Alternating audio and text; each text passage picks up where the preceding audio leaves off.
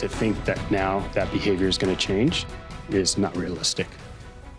Our state's incoming Secretary of State, Democrat Cisco Aguilar, sounding off about his beaten rival Republican election denier Jim Marchant. Aguilar is set to take on the mantle in January. But the question is, what can we expect under Aguilar's leadership? 8 News Now investigator Vanessa Murphy talking one-on-one with him to find out.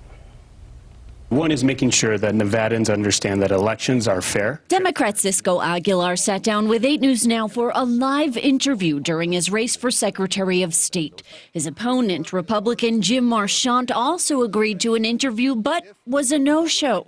Aguilar won. Or did you receive a call from him, and what do you want to say about him? You know, unfortunately, I don't expect to receive a call from my opponent, given his behavior and his actions throughout the campaign. One, he never presented himself to the Nevada voters. He hid.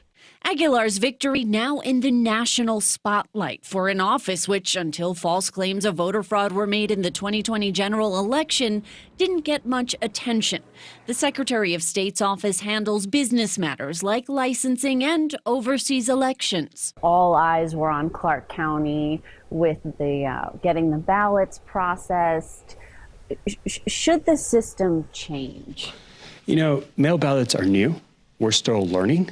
So what specifically would you fix so we're not sort of waiting a long time again for the general election? I think, one, recognizing the fact that Nevada is such a deep purple state, you're going to see these issues. You still have elections that are occurring in some of the House seats across this country. And I think the fact that Nevada is a deep purple state, we have to ensure that we get the accuracy and we get the legitimacy in our elections to make sure the results that voters accept. While Clark County received criticism for its pace in processing ballots, Registrar of Voters Joe Gloria insisted he was following the law and using all resources he had. Should any dates change as far as the mail ballots, or should, for example, Joe Gloria have more bodies and more machines? I think it's my responsibility as the future Secretary of State to say, hey, Joe, let's come together. Let's have a conversation.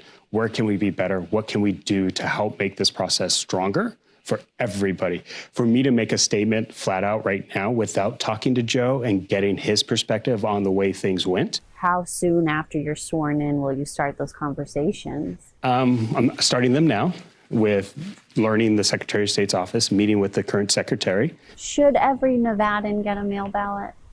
Absolutely. Every voter. Every eligible voter, right, legal voter, should get a mail ballot.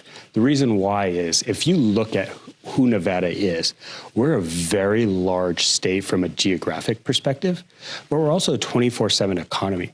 We have individuals who are working 12-hour shifts, and to go back to a single day of voting on Tuesday just isn't logical for our community and our state.